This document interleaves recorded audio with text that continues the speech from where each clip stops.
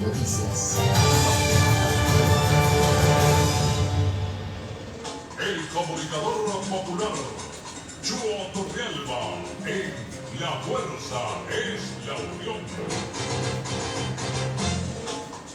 Regresamos a La Fuerza es la Unión y quiero recordarles que en días pasados, en varios días pasados, hemos hecho cobertura de la situación compleja que están enfrentando varios sectores de la producción agrícola venezolana.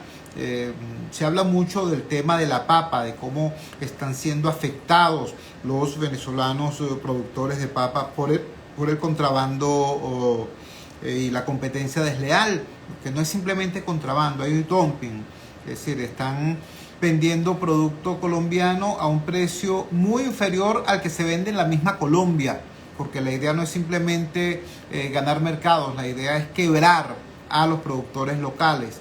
Y ese es sinceramente un gran problema, un gran drama. Pero hay en el ámbito de la producción agrícola otras paradojas, otros problemas que realmente son curiosos. En este país donde hay tanto discurso acerca de la necesidad de producir y que se trabaje y que se exporte, resulta que las dificultades, los obstáculos que se le colocan a los venezolanos que están trabajando y produciendo para exportar, resulta que no pueden hacerlo. Hace 48 horas nuestro equipo pudo ver unas declaraciones muy importantes del presidente de la Sociedad Venezolana de Ingenieros Agrónomos, quien dice que solo 5 empresas en nuestro país tienen permiso para exportar rubros agrícolas a pesar del crecimiento exponencial que en diversos rubros ha tenido la producción agrícola nacional. Repito, estos son declaraciones muy importantes dadas no por un dirigente político, no por un representante de algún sectarismo en particular, sino por el presidente de la Sociedad Venezolana de Ingenieros Agrónomos, el ingeniero Saúl López. Y lo tenemos en línea en este momento. Saúl, gracias por atender nuestra llamada desde el Gigante Rumbos. Muy buenas noches. Por favor, comparte con la audiencia cuál es la situación en detalle. ¿Cómo es esta paradoja? Por un lado, el Estado diciendo que hay que trabajar y hay que producir y hay que exportar para traer divisas al país, y resulta que apenas 5 empresas tienen permiso para exportar. ¿Cómo es eso? Te escuchamos. Muy buenas noches, muchas gracias, Chuo, y a toda la audiencia de este programa. Bueno, sí, nosotros damos el ejemplo del frijol mungo, frijol chino, en el que sabemos que hay 5 empresas. No dimos el ejemplo de todos los rubros, inclusive en la nota de ese periódico, cuando la lees, te pueden dar cuenta de que se habla específicamente del frijol mungo. Pero igualmente así ocurre en muchos rubros. El caso del café, que ha habido una recuperación, el caso del cacao, que hay exportación de cacao hoy de Venezuela, evidentemente siempre ha habido, pero otra vez hay un incremento en los volúmenes de exportación y son muy pocas pues las empresas que realmente pueden acceder a los mercados internacionales. Nuestro llamado es a que se cumpla lo que el mismo presidente de la República dijo, que iban a hacer una taquilla única con una disminución de los trámites y de los requisitos para que las empresas puedan organizarse y exportar rubros, porque hay una realidad, Chuo, y todos lo saben también, que la dimensión de acceso de la seguridad alimentaria que habla justamente del poder adquisitivo ha disminuido muchísimo, el consumo en Venezuela evidentemente ha disminuido, y eso hace que en muchos rubros, no puedan colocarse en el mercado nacional. Por eso hubo la válvula de escape de exportación de ganado que debe retomarse. Se está planteando ahorita exportación también de búfalos, que somos el país de Latinoamérica con más búfalos en pie de la región. Entonces hay rubros que de alguna forma en esta dinámica son ganadores, búfalos, camarones, que se exporta, palma aceitera, café y cacao. Hemos recuperado superficie de siembra en maíz, estamos lejos de lo que llegamos a hacer, pero hemos recuperado, en arroz nos hemos recuperado, en caña nos hemos recuperado. Del resto, todos los rubros hortícolas, frutícolas, estamos en números negativos rojos, como bien lo decía también por el tema del contrabando y del dumping. Estamos conversando con Saúl López, la dinámica que inhibe, que impide ese proceso. Me imagino que habrá funcionarios con los que se pueda hablar de este tema y otros que serán inaccesibles. ¿Cuál es la experiencia que ustedes han tenido? ¿Se puede avanzar en ese sentido? Bueno, nosotros apostamos a que sí. Dentro de las propuestas que siempre hemos reiterado es que realmente se pueda convocar a la Comisión Nacional Agroalimentaria, donde el Ejecutivo la convoque, y están los gremios, la academia, podemos ir a debatir estos temas, ¿no? De qué es lo mejor y que evidentemente tenemos para hacerlo. Nosotros sabemos que todo este tema de exportación pasa por el sector privado y por supuesto acompañado de los gremios, de la academia, ¿no? En nuestro caso estamos haciendo todos los esfuerzos para no quedarnos rezagados y trabajando en los temas de certificaciones internacionales. Ahorita, Chugo, hay demasiadas restricciones. Lo podemos ver en la misma Unión Europea poniendo restricciones para exportar, por ejemplo, para importar el cacao. Te dicen, bueno, no puedes tener trazas de cadmio, trazas de agroquímicos, y ahora le incluyeron que no puede ser producido en un sitio donde se haya deforestado. Ahora, ¿cómo se cumplen todos esos criterios de certificaciones de origen, de trazabilidad, con tecnología y con instituciones privadas? Por ejemplo, Global Gap, que es una institución que además certifica a productores a nivel global para poder acceder a los mejores mercados, porque hoy Venezuela le vende, por ejemplo, ganado a los países del Medio Oriente porque, bueno, tenemos aftosa todavía y no podemos vender a mejor precio en los mercados premium internacionales. Igualmente ocurre con el frijol mungo, frijol chino, de manera paradójica. Nosotros que en la teoría tenemos buenas relaciones con China, no le podemos vender directamente a China el frijol mungo, porque aquí nuestro hábito de consumo no tiene nada que ver con el frijol chino, que trataron de colocarlo en la bolsa de alimentación, la gente lo rechazó, se exporta, y entonces, bueno, tenemos que pasar primero a Vietnam, y Vietnam lo que hace es reempacar y venderle a China el producto. Entonces son paradojas y cosas que evidentemente dentro de la política gubernamental y del Ministerio de Agricultura su enfoque principal tiene que estar en abrir los mercados de exportación sin discrecionalidad, que es lo que impera, sino que realmente quien se organice y cumpla los requisitos puede exportar y tener ese negocio que va a generar empleo, que va a generar desarrollo rural en las zonas rurales, que, por cierto, tengo otro dato que me llamó mucho la atención y es preocupante. Venezuela es el país en Latinoamérica que tiene la mayor proporción de personas en las urbes, 86%, y solo 14% en las zonas rurales. Estamos nuevamente pasando por un éxodo rural, y otro tema que es más preocupante, que con la migración, hoy en día quienes llevan la batuta en la agricultura familiar son las mujeres. Los jóvenes se están yendo del país, entonces, bueno, la responsabilidad está ahí y no hay relevo generacional. Es preocupante el escenario en las zonas rurales en Venezuela. Conversamos con Saúl López, presidente de la Sociedad Venezolana de Ingenieros Agrónomos, quien nos está explicando la paradoja extrañísima. Un gobierno que se la pasa diciendo que hay que producir, que hay que exportar, y que pone trabas para que esa exportación en efecto se produzca. Y ahora nos amplía el rango de su exposición Saúl López, y nos habla de la realidad del campo, de cómo ya no se trata del éxodo del campo a la ciudad, tal y como ocurrió en los últimos 70 años, 60 años del siglo XX, sino el éxodo del campo hacia el exterior, a través de este fenómeno de desangramiento conocido como la diáspora.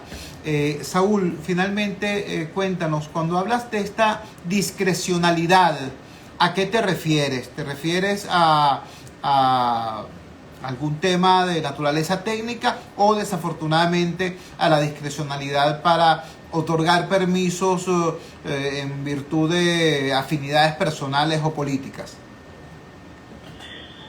Pudiera haber de ambas, sin embargo me inclino más por la última, por lo que hemos visto, sin tener muchos datos, porque bueno, aquí hay también mucha opacidad en los países que funcionan de manera normal. Hay mucha transparencia en la información, qué empresa puede exportar, es público. Acá, bueno, conseguir una información pública es una odisea, es muy complejo, entonces hay que hacer muchas inferencias, pero sí de mano de algunos agricultores, por ejemplo la Asociación Venezolana de Agricultura Familiar, nos han comentado que bueno, por ejemplo, para exportar café tienen que pasar y venderle solo a unas empresas específicas dependiendo de la zona, y que más nadie puede tener acceso a una licencia de exportación, porque es muy complejo.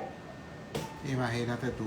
Bueno, Saúl, queremos agradecerte enormemente que nos hayas regalado estos minutos y que le hayas permitido a nuestra audiencia ver la otra cara de la moneda, no solamente el tema de nuestros productores de papa, por ejemplo, aquejados, vulnerados en su propio patio, en su propio terreno, por quienes en vez de hacer comercio exterior legítimo, hacen contrabando y hacen dumping, sino además esta otra cara, productores venezolanos que de manera correcta pudieran estar insertándose en mercados internacionales, no pueden hacerlo porque quien los exhorta a hacerlo no los deja. Muchísimas gracias, Saúl, y muy buenas noches. Gracias, feliz noche. Saúl López, presidente de la Sociedad Venezolana de Ingenieros Agrónomos, hablándonos de esta curiosa circunstancia. Imagínense ustedes, perdonen que lo diga con este coloquialismo, ¿no? Pero tanta paja que habla el gobierno de su relación con China y los camaradas de China y bla bla de China, y resulta que nos intentaron ponernos a comer frijol chino, la gente lo rechazó. O sea, incluso en las bolsas CLAP la gente rechazó el frijol chino. Pero aquí se produce, por la calidad de nuestro suelo, por las variables climáticas, se produce con muchísima facilidad el frijol chino. Y bueno, se produce en gran cantidad y se puede exportar. Y se puede exportar a China. Porque bueno, allá es un plato muy popular. No lo compran. El frijol chino producido en Venezuela, los camaradas de Maduro, los camaradas chinos, no lo compran. Hay que enviarlo a Vietnam. En Vietnam lo reempacan y a los vietnamitas sí se los compran. ¿Qué te parece? Estas cosas sorprendentes que uno se entera acá en La Fuerza es la Unión. Vamos a la siguiente pausa comercial y ya regresamos con muchísimo más de La Fuerza. La Fuerza es la Unión.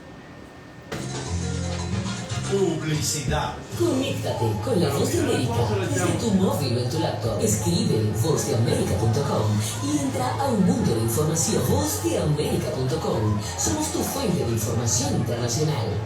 Vozdeamerica.com. Un mundo de información y una fuente confiable de noticias. De la Casa Blanca, reporta Jorge Agobián, de la Voz. Andrea González, Voz de América, Nueva York. José Pernalete, Voz de América, Miami. Vozdeamerica.com. Y continuamos con La Fuerza es la Unión. Regresamos a La Fuerza es la Unión. Una vez nos dijeron hace una reunión reciente de una organización de la sociedad civil que estamos poniendo demasiado foco en la lucha de los jubilados y pensionados, y que hay otros sectores del país que igualmente reclaman el que sus luchas sean visibilizadas. Estamos completamente de acuerdo. Por eso aquí, por ejemplo, hacemos un monitoreo permanente de la lucha de los movimientos de mujeres en Venezuela contra el feminicidio. Aquí periódicamente damos los datos del monitoreo que hace Utopix sobre el femicidio y en general sobre las luchas de la mujer venezolana para recuperar el espacio que había conquistado en tiempos de la democracia. También acá hemos dicho reiteradas veces lo difícil, lo complejo, lo precario de la situación de la niñez venezolana en su acceso a la salud. ¿Cuántas veces hemos tenido aquí a Catherine Martínez de Prepara Familia diciéndonos la situación no solamente del Hospital JM de Los Ríos, sino de todo el Sistema Nacional de Salud en materia pediátrica? Pero es cierto, nosotros no es que tenemos preferencia, sino que tomamos en cuenta un dato muy importante. Los jubilados y los pensionados no tienen tiempo. Me ha tocado a mí, les cuento, yo he empezado a entrevistar a personas que están en la lucha de los jubilados, pensionados, hace 15, 12, 10, 8 años. Y lamentablemente hoy no me los encuentro en las marchas, hoy no me los encuentro en las protestas, hoy no me los encuentro en la Plaza de la Moneda o frente a la Fiscalía, porque sencillamente ya fallecieron. Ellos no tienen tiempo. Ellos están en una lucha contra el reloj biológico y contra el reloj de la enfermedad, contra el reloj de la muerte. Por eso quizás ese énfasis. Sin embargo, queremos compartir con ustedes en este momento una información que es económica, es gremial, pero que tiene que ver con el mundo de la infancia venezolana, con el derecho de la niñez venezolana al estudio. En Venezuela la venta de uniformes escolares cae 30%, asegura la industria del vestido. Este es un titular del portal Monitoreamos del día de hoy. Voy al texto. La directora ejecutiva de la Cámara Venezolana de la Industria del Vestido, Mariela Osorio, aseguró que en la última semana registraron una caída en las ventas de uniformes escolares cercana al 30% en los productos nacionales en comparación al año 2022. La caída ronda entre un 20 y un 30% en comparación al mismo periodo del pasado año, dijo. Los rubros importados poseen precios más competitivos que los que puede ofrecer la producción nacional, indicó Osorio en una entrevista concedida a una radio capitalina.